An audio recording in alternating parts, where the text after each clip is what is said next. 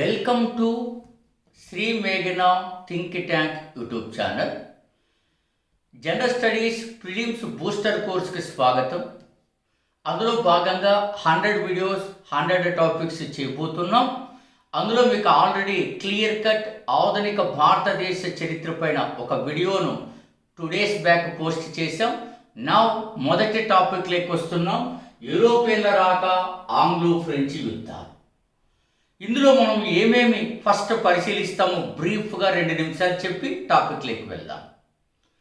స్వదేశీ సైన్యాలకు విదేశీ సైన్యాలకు జరిగిన మొట్టమొదటి యుద్ధం మీద ఆధునిక భారతదేశ చరిత్రలో. బెదరాం యుద్ధము ఎవరెవరి మధ్య జరిగింది, దాని తాలూకా ఫలితం మీద ఆధునిక భారతదేశ చరిత్రలో. పోర్చుగీస్ వారు మొట్టమొదటి స్థావరం కొచ్చిన్ ఎందుకైంది, దాని తాలూకు రీజన్ ఏమిటి, దాని తర్వాత గోవాకి ఎందుకు మార్చారు. కేప్ ఆఫ్ గుడ్ హోప్ శుభసూచక అగ్రము అని ఎవరు పేరు పెట్టారు.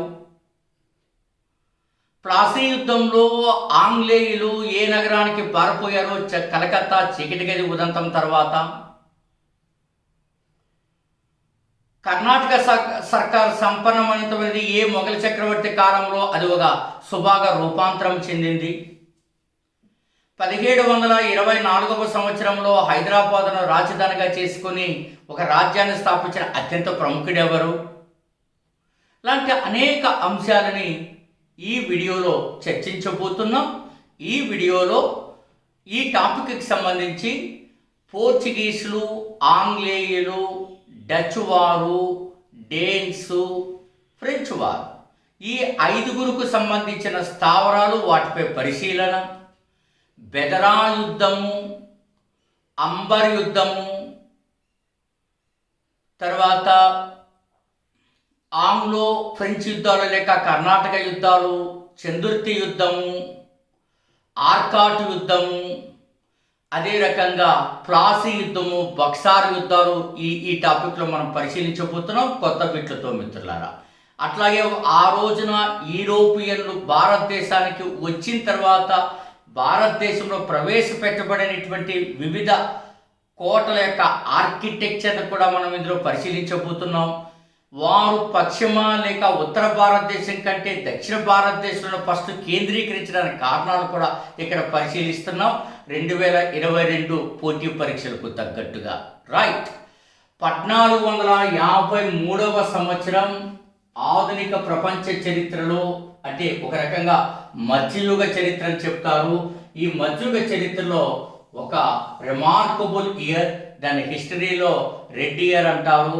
అట్లా 1453 తురుస్కులు, పర్టికులర్గా చెప్పాలంటే ఒట్టోమాన్ తురుస్కులు బైజాంటన్ సామ్రాజ్యముని ఓడించి కాన్స్టాంటినోపుల్ నగరాన్ని స్వాధీనం చేసుకోవడం జరిగినది. కాన్స్టాంటినోపుల్ నగరం తురుస్కుల బారిన పడడంతో పాశ్చాత్యులకు వర్తక మార్గానికి ఉన్నటువంటి యొక్క దారులు మూసుకుపోయాయి. దానితో ప్రపంచంలో తొలిసారిగా భౌగోళిక పరిశోధనలకు నాంది పలికినట్టయినది. ఈ భౌగోళిక పరిశోధనల వల్ల చాలా చక్కటి ఫలితాలు రావడం జరిగినది. ఎందుకంటే ప్రపంచం ఈవేళ వసుదైక కుటుంబము అంటున్నారే, దానికి మార్గం ఈ సంవత్సరంలో పడింది. కారణం సముద్ర మార్గాలు కనిపెట్టాలన్న ఆలోచన వారికి వచ్చింది. ఇందులో నేను 2022 పరీక్షలకు తగ్గట్టుగా చెప్తాము. ఏదైనా వదిలివేయబడితే అది నేను అవసరం లేదని భావించడము అని మీరు భావించాల్సి వస్తుంది. Come to the point. అంతా నేర్చుకోవాలని అత్యాసపడి ఎవరైతే ఉంటారో వారు ఎప్పటికీ విజయం సాధించలేరు. పరీక్షలకు తగ్గట్టుగా వెళ్ళడమే ఇందులో విజయవంతమవుతుంది. Come to the point. ఎప్పుడైతే భౌగోళిక పరిశోధనలకు నాంది పలికిందో ఆ రోజులలో పోర్చుగీస్ అంటే పోర్చుగల్, స్పెయిన్ కూడా అందులో భాగంగా ఉండేది. ఎప్పుడైతే ఏం జరిగిందంటే వీరు మొట్టమొదటిసారిగా ఆనాడు పోర్చుగల్ రాజు హెన్రీ అనేటువంటి అతను నౌకాయానాన్ని ప్రోత్సహించడం జరిగినది. హెన్రీ అనేటువంటి అతను. అందుకే ఇతనికి ఏమని పేరు తెలుసా?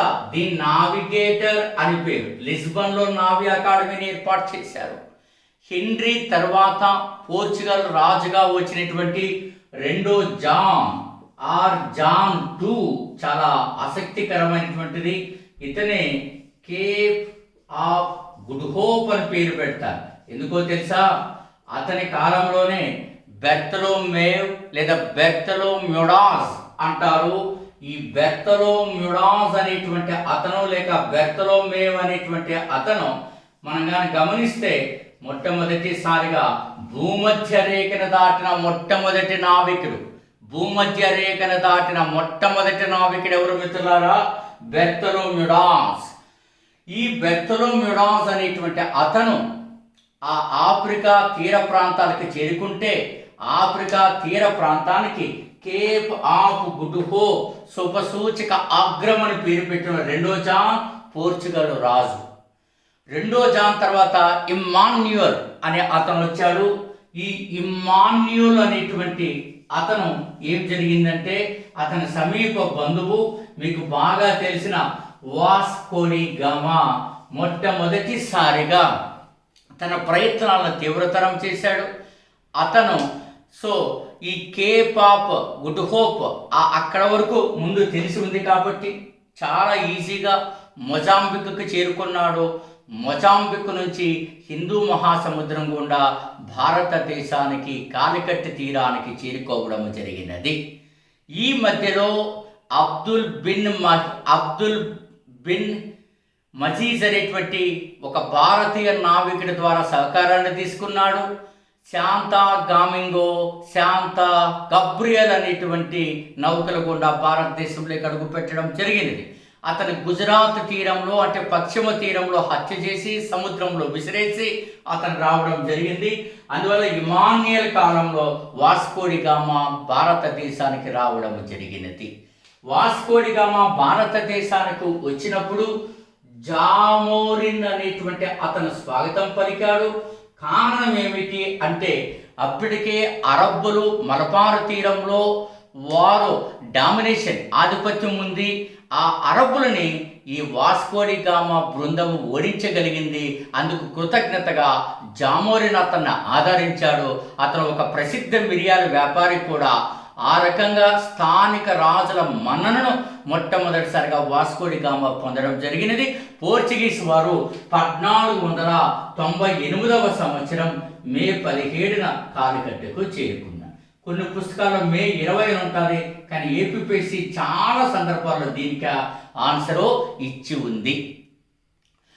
ఈ రకంగా వాస్కో డి గామా రావడం. వాస్కో డి గామా వచ్చిన సమయంలో దక్షిణ భారతదేశంలో ఏ రాజ్యము ఉన్నది? మీరు జనరల్గా ఒక్కొక్కసారి హిస్టరీలో మ్యాప్ కూడా పరిశీలించడం అత్యంత ఆవశ్యకము అని మీరు గమనించాల్సి ఉంటుంది. ఆ మేరకు చర్యలు తీసుకోవాల్సి ఉంటుంది. మీరు కానీ గమనించినప్పుడు మనకి భారతదేశంలో మ్యాప్ ఇలా ఉంటుంది అని అనుకుంటే మనకి వాస్కో డి గామా ఏ తీరానికి రావడం జరిగినది? ఆంధ్ర వచ్చాడు, కర్ణాటక, తమిళనాడు, కేరళ ప్రాంతానికి రావడం జరిగినది. ఇక్కడ మనకు ఏదుంది? ఇక్కడ విజయనగర సామ్రాజ్యం ఉన్నది. విజయనగర సామ్రాజ్యంలో ఎవరు ఉన్నారు మిత్రులారా? ఈ విజయనగర సామ్రాజ్యంలో సాలువా వంశము ఉన్నది. ఈ సాలువుకు చెందిన ఇమ్మడి నరసింహరాయలు విజయనగర రాజుగా ఉన్నటువంటి సమయంలో వాస్కో డి గామా మనకు కాలికట్టి తీరానికి చేరుకోవడం జరిగినది. That is one of the most important right choice మిత్రులారా.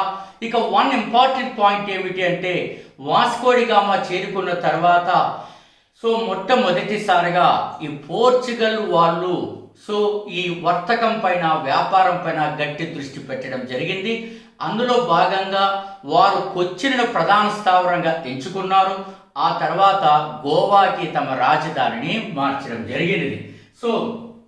కొచ్చిన్ నుంచి గోవాకు రాజధానిని మార్చారు. కారణం అరేబియా సముద్ర తీర ప్రాంతానికి వర్తక వ్యాపారాలు ఎక్కువగా ఉండడమే. కాబట్టి కొచ్చిన్ టు గోవా మీరు కానీ చూస్తే ఆ సమయంలో పోర్చుగీస్ గవర్నర్ ఎవరంటే నినో డి కున్హా రాజధాని మార్చిన సమయంలో గవర్నర్. మీరు ఫస్ట్ గమనించాల్సింది ఏంటంటే మిత్రులారా, నలుగురు పోర్చుగీస్ గవర్నర్లు భారతదేశానికి వాళ్ళు పంపడం జరిగినది. వారు భూస్థావక స్థావరాలే కాకుండా ల్యాండ్ సెటిల్మెంట్స్ అంటే మళ్ళీ మీరు భూ తగాదాలు అనుకోద్దండి. సెటిల్మెంట్స్ అంటే స్థావరాలు. అక్కడ నలుగురు వచ్చారు. మనకి అరేబియా సముద్ర తీర ప్రాంతం పైన కూడా వారు ముందుకెళ్లారు. అందుకే అతనితో పశ్చిమ తీరంలో మీరు కానీ చూస్తే సూరత్ని బాగా అభివృద్ధి చేయడం జరిగినది. సూరత్. సో ఎందుకు చేశారు అన్నది మీకు చెప్తాను. ఫస్ట్ పాయింట్ ఇక్కడ, అందులో మీరు నలుగురు గవర్నర్లో ఫ్రాన్సిస్ డి అల్మైడా అనేటువంటి గవర్నరు మనకి మొట్టమొదటి పోర్చుగీస్ గవర్నర్ ఫ్రాన్సిస్ డి అల్మైడా. ఇతను నీటి విధానము బ్లూ వాటర్ పాలసీకి ఎక్కువ ప్రాధాన్యత ఇచ్చాడు.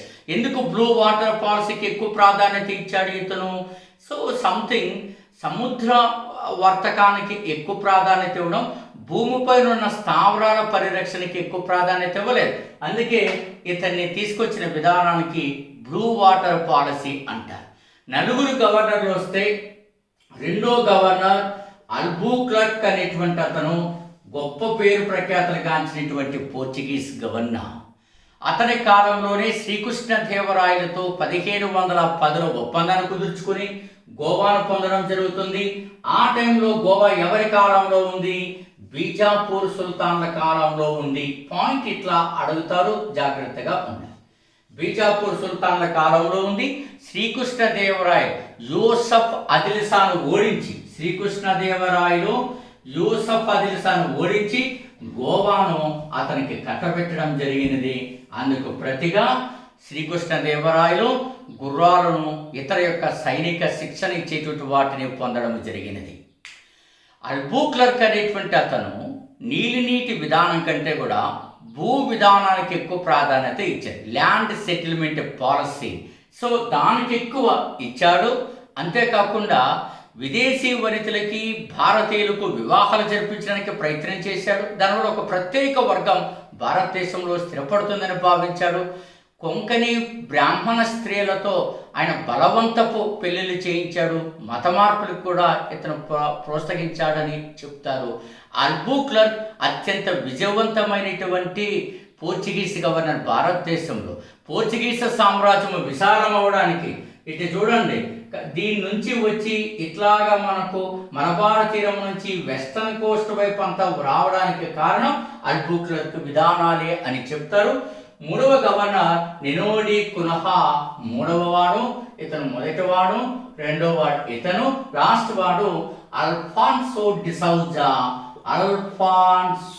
డిసౌజా. ఇతనెవరు? సో పోర్చుగీస్ గవర్నర్లో నాలుగవ వాడు. ఇతని కాలంలోనే సెయింట్ జేవియర్ అనేటువంటి క్రైస్తవుడు భారతదేశానికి చేరుకుని మత మార్పులను పెద్ద ఎత్తున ప్రోత్సహించారు. ఈ సెయింట్ జేవియర్ను భారతదేశంలో చంపేయడం జరిగింది. ఇతను సెయింట్ జేవియర్ను మైలాపూర్ అంటే నేటి తమిళనాడు ప్రాంతంలో హత్య గావింపబడ్డాడు అని చరిత్రకారుల అభిప్రాయం. ఈ రకంగా భారతదేశానికి పోర్చుగీస్ వారు వచ్చి స్థావరాలను ఏర్పాటు చేసుకుంటూ వచ్చారు. మరి ఈ పోర్చుగీస్ వారు వచ్చిన తర్వాత మనం ఎప్పుడైనా సరే నిష్క్రమణ కూడా ఆలోచన చేయాలి కదా. సో ఫస్ట్ వారిని భారతదేశానికి తీసుకొచ్చాము, వారి గురించి అవసరమైన పాయింట్లు నేర్చుకున్నాం. మరి వారి నిష్క్రమణ ఎలాగా అన్నది మీరు చూస్తే భారతదేశంలో వారి నిష్క్రమణ ఎలాగా ఉన్నది అన్నారు. పోర్చుగీసు వారు ఆధిపత్యం ఎక్కువ. సూరత్లో ఓడరేవు యొక్క సౌకర్యాలను అభివృద్ధి చేసి అరేబియా సముద్రాన్ని టోటల్గా కంట్రోల్లోకి తీసుకున్నారు. అరేబియా సముద్రాన్ని వాళ్ళు కంట్రోల్లోకి తీసుకున్నప్పుడు మీరు కానీ ఆలోచన చేస్తే మిత్రులారా, అప్పుడు మొఘల్ చక్రవర్తి ఎవరంటే జహాంగీర్కి కూడా సాధ్యం కాలేదు. అంటే జహాంగీర్ సైన్యం కూడా అరేబియా సముద్రంలోకి ప్రవేశిస్తే వారు కూడా పన్ను కట్టాల్సి వచ్చింది. అంటే పోర్చుగీస్ వారి యొక్క ఆధిపత్యం ఎంత ఎక్కువ ఉందో మీరు చూడండి. సీ సుప్రీమసీ ఎక్కువగా ఉంది. ఈ సముద్రపు ఆధిపత్యాన్ని ఎవరు తగ్గించారు అంటే ఆంగ్లేయ సైనికాధిపతి థామస్ బెస్ట్ అంటారు. కెప్టెన్ థామస్ బెస్ట్ ఆంగ్లేయ సైనికాధిపతి. అతను ఈ స్వాన్ యుద్ధం 1612లో జరుగుతుంది. స్వాన్ యుద్ధము అంటారు. ఈ యుద్ధంలో థామస్ బెస్ట్ పోర్చుగీస్ వారిని ఓడించాడు. అక్కడి నుంచి పోర్చుగీస్ వారి నిష్క్రమణ ప్రారంభమవుతుంది. ఎంత ఆధిపత్యం అంటే జహాంగీర్ ఈ థామస్ బెస్ట్ని పిలిచి అతన్ని సన్మానించి ఆంగ్లేయులు కోరుకున్న సౌకర్యాలన్నింటినీ ఇవ్వడం జరిగింది. అందుకని 1612 తర్వాత సూరత్లో ఆంగ్లేయుల ప్రాబల్యం పెరగడానికి ఇదే కారణం. స్పార్ యుద్ధము 1612 కారణం. అంతటే సుప్రీమసీ ఉండేది. ఆ తర్వాత షాజహాన్ ఈ పోర్చుగీస్ వారిని హుగ్లీ నుంచి తరిమేశారు. ఇదే లాస్ట్ టైం బిట్ జరిగింది. అది 1630 నాటికి జరిగింది. అంటే మొఘల్ చక్రవర్తి షాజహాన్ పోర్చుగీస్ వారిని హుగ్లీ నుంచి తరిమి వేయడం జరిగింది. ఆల్మోస్ట్ నిష్క్రమణ ఖరారు అవుతుంది. ఆ తర్వాత పీష్వా బాజీరావు చాలా గొప్పమైనటువంటి పీష్వాగా పేరుగాంచాడు. ఇతను పోర్చుగీస్ వారి నుంచి అత్యంత సంపన్న ప్రాంతాలైన సాల్సెట్టి బేసిన్ ప్రాంతాలను స్వాధీనం చేసుకున్నాడు. ఎప్పుడైతే సాల్సెట్టి బేసిన్ ప్రాంతాలను స్వాధీనం చేసుకున్నాడు పీష్వా బాజీరావు, దాంతో పోర్చుగీస్ వారి నిష్క్రమణ పూర్తిగా సమాప్తమైంది. అర్థమవుతుంది. కానీ అప్పటికీ వారిపైన గోవా, డామన్ డయు వారి వద్దనే ఉన్నాయి. భారతదేశం స్వాతంత్రం వచ్చిన తర్వాత 1961లో ఆపరేషన్ విజయ్ని చేపట్టి గోవా, డామన్ డయూలను భారత ప్రభుత్వం స్వాధీనం చేసుకుంది. ఆపరేషన్ విజయ్ చాలా జనరల్ స్టడీస్ పరీక్షల్లో మీకు అడుగుతూ ఉంటారు. ఆపరేషన్ విజయ్ అందుకని మీరు గమనించండి, జనరల్ కాండేత్ నాయకత్వంలో ఈ ఆపరేషన్ పూర్తి చేయడం జరిగినది. జనరల్ కాండేత్ నాయకత్వం, రైట్. పోర్చుగీస్ వారిని తీసుకొచ్చాము, పోర్చుగీస్ వారిని ఇంటి నుంచి బయటికి పంపించి వేశాము. ఇప్పుడు టాపిక్లో భాగంగా పోర్చుగీస్ వారు భారతదేశానికి తీసుకొచ్చాను, వాళ్ళని పంపించేశాను. ఇప్పుడు ఆంగ్లేయుల్ని తీసుకొస్తాను, వాళ్ళని పంపించలేను. 1947 వరకు ఉంటారు, వారిని తర్వాత మాట్లాడను. ఆంగ్లేయులు మీరు ఒక విశేషం ఏంటంటే పోర్చుగీస్ వారు కూడా నౌకాయానాన్ని ప్రభుత్వ సహకారంతో వాళ్ళు వచ్చారు. అందుకే హెన్రీ, జాన్ ఇమాన్యుయల్ ఇలాంటి పోర్చుగల్ రాజులంతా ప్రోత్సహించారు. లైక్ దట్ ఆంగ్లేయులు మాత్రం ప్రైవేటు వర్తక సంస్థ. ఇది మీరు గమనించాల్సిన అంశం. అక్కడ ఎలిజబెత్ యొక్క అనుమతిని తీసుకుని ఒక ప్రైవేటు వర్తకులంతా కలిసి గ్రూపుగా ఏర్పడి భారతదేశానికి December 31, 1600 the last day of 1600 వాళ్ళు బ్రిటిష్ ఈస్ట్ ఇండియా కంపెనీని ఏర్పాటు చేశారు. గుర్తుపెట్టుకోండి, ఇది ప్రైవేట్ సంస్థ, ప్రైవేటు వర్తకుల సంస్థ కాబట్టి వారు ఎక్కువ పెట్టుబడులు పెట్టారు, ఎక్కువ విజయవంతమయ్యారు. అందుకే ఇతర వాళ్ళతో పోలిస్తే ఆంగ్లేయులు ఎందుకు విజయవంతమయ్యారు? ప్రైవేటు వర్తకులు కాబట్టి వారు లాభాల కోసము సొంత నిధులు వెచ్చించి రకరకాల ఆలోచనలతో వాళ్ళు ముందుకు వచ్చారు. అందువల్లే. కానీ మీకు ఈ డచ్ వాళ్ళు ప్రభుత్వ సంస్థ, ప్రభుత్వం ప్రోత్సహించలేకపోయింది. అలాగే ఫ్రెంచ్ వాళ్ళు కూడా అంతే. అందుకే వాళ్ళు అంత సక్సెస్ కాలేకపోయారు. విశేషం ఏంటంటే ఆంగ్లేయులు భారతదేశానికి వచ్చే నాటికి అంటే 1600 నాటికి మొఘల్ చక్రవర్తిగా ఎవరు ఉన్నారు? ఈస్ట్ ఇండియా కంపెనీ సమయంలో అక్బర్ ఉన్నాడు. అందుకే రాల్ఫ్ ఫిచ్, స్టీవెన్సన్, బెంగన్ హాల్ లాంటి ఆంగ్లేయ వర్తకులు అక్బర్ ఆస్థానాన్ని సందర్శించడం జరిగింది. ఇది లాస్ట్ టైం మనకు అడగడం జరిగింది. ఈ బిట్టు రాల్ఫ్ ఫిచ్, స్టీవెన్సన్, బెంగన్ హాల్ అనేటువంటి వారు. మీరు అర్థం చేసుకోవాల్సింది ఏంటి అంటే ఆంగ్లేయ వర్తకులు వీరంతా కూడా మొఘల్ చక్రవర్తి అక్బర్ ఆస్థానాన్ని సందర్శించడం జరిగింది. అట్లా అక్బర్ ప్రయాణం ముగిసినది. జహాంగీర్ మొఘల్ చక్రవర్తిగా వచ్చారు. 4 సంవత్సరాలు యుద్ధరంగంలో నుండి పోరాడాడు, వ్యతిరేకులందరినీ ఓడించాడు విరామం లేకుండా. ఆ తర్వాత నూర్జహాన్, ఆ పిల్ల పేరే మెహిరున్నీసా అంటారు. ఆ మెహిరున్నీసాను వివాహం చేసుకున్నాడు. అది 1611లో జరిగింది. ఇది పరిణామాలు. అంటే మొఘల్ చక్రవర్తి అక్బర్ ఉన్నాడు, అదే సమయంలో అతని జీవితంలో జరిగిన సంఘటనలు, వీటికి ఆంగ్లేయులతో లింక్. ఎట్లా? ఫస్ట్ ఆంగ్లేయులు మొఘల్ దర్బార్ యొక్క ప్రాపకాన్ని పొందడానికి ప్రయత్నం చేశారు. కానీ 1600 నాటికి పోర్చుగీస్ వారి ప్రాబల్యమే ఎక్కువ మొఘలుల వద్ద, వారి పలుకుబడి ఎక్కువగా ఉండేది. దాంతో సహజంగానే ఆంగ్లేయుల యొక్క రిక్వెస్ట్లన్నీ రిజెక్ట్ అవుతూ వచ్చాయి. అట్లా ఎప్పుడైతే రిజెక్ట్ అవుతూ వచ్చాయో కాలం వాళ్ళకి మరికొంత సమయంలోనే కలిసి వస్తుంది. Please right. సో అట్లా జరుగుతున్న సమయంలో విలియం హాకిన్స్, థామస్ రో వీళ్ళంతా కూడా జహాంగీర్ ఆస్థానాన్ని సందర్శిస్తారు. విలియం హాకిన్స్, థామస్ రో అనేటువంటి వారు వీళ్ళు సందర్శిస్తారు. ఇట్లా పరిణామాలంతా చోటు చేసుకుంటూ ఉంటాయి. ఈ పరిణామాలు చోటు చేసుకుంటూ ఉంటాయి. ఇట్లా జరుగుతున్నటువంటి సమయంలోనే మనకి కొన్ని కీలక సంఘటనలు ఇక్కడ అడ్వాంటేజ్ అవుతాయి. అట్లా అడ్వాంటేజ్ అయినటువంటి సమయం ఏమిటి అంటే జహాంగీర్ పాలన ముగుస్తుంది.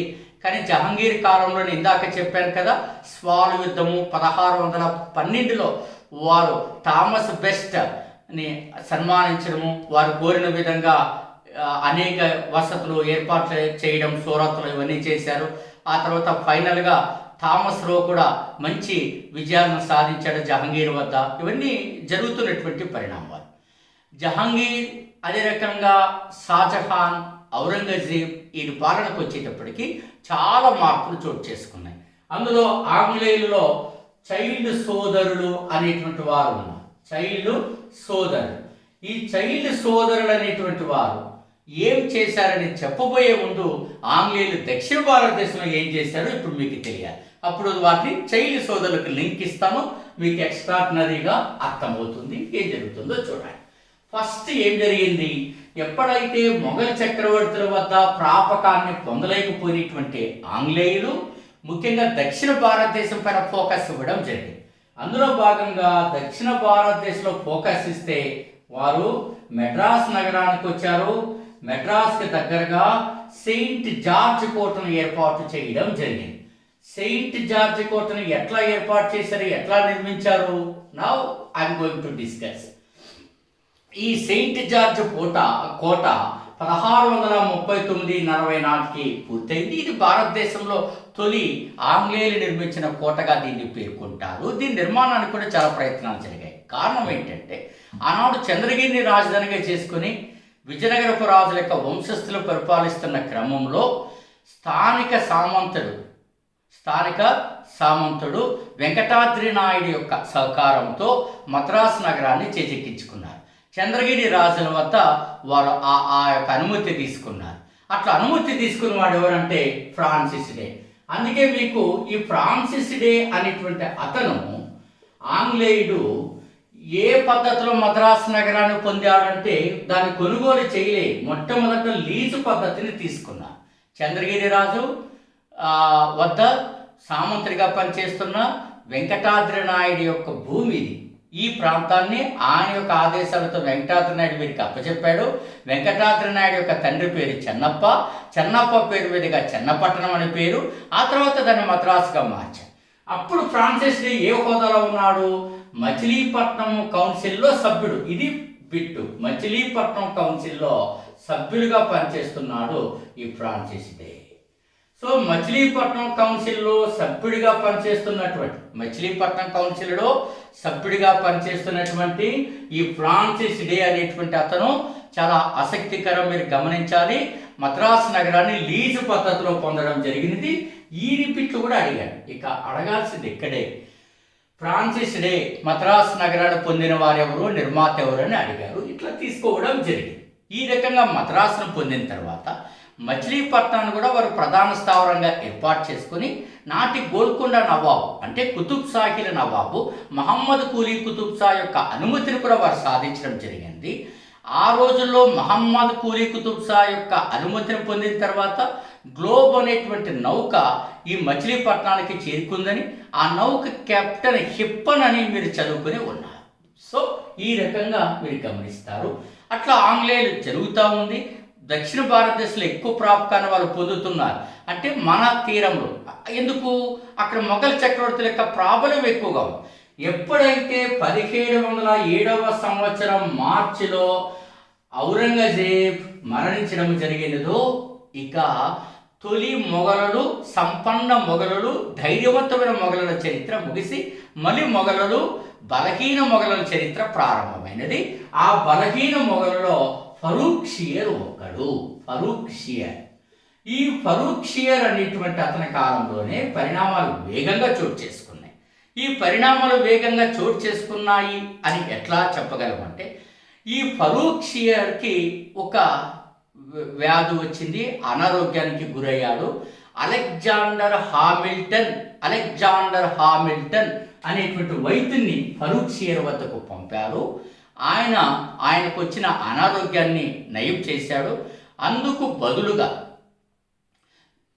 బదులుగా కృతజ్ఞతతో ఆయన ఒక ఫర్మానాను రిలీజ్ చేశారు. ఆ ఫర్మానా భారతదేశ చరిత్రలో ఒక కీలకమైనటువంటిది. అదే 1717 గోల్డెన్ ఫర్మానా లేక బంగారు ఫర్మానా అంటారు. శక్తివంతమైన సంపన్నమైన గుజరాత్ దక్కన ప్రాంతంలో ఈ ఫర్మానా ప్రకారము ఆంగ్లేయులు వారు చేసే వ్యాపారాలపైన పన్నులు చెల్లించక్కర్లేదు, ఎగుమతులు దిగుమతుల సుంకాలు చెల్లించక్కర్లేదు. అంటే ఒక రకంగా ఫ్రీ ట్రేడ్కి అవకాశం వచ్చేసి, ఎప్పుడైతే స్వేచ్ఛా వాణిజ్యానికి అవకాశం వచ్చిందో ఆంగ్లేయులకు సంపద పెరగడం ప్రారంభించింది. ఇప్పుడు చైల్డ్ సోదరులకు లింక్ చూడాలి. ఇందాక చెప్పాను చైల్డ్ సోదరుడు అని. వీరు ఔరంగజేబు కాలంలో చాలా అతిని ప్రదర్శించారు.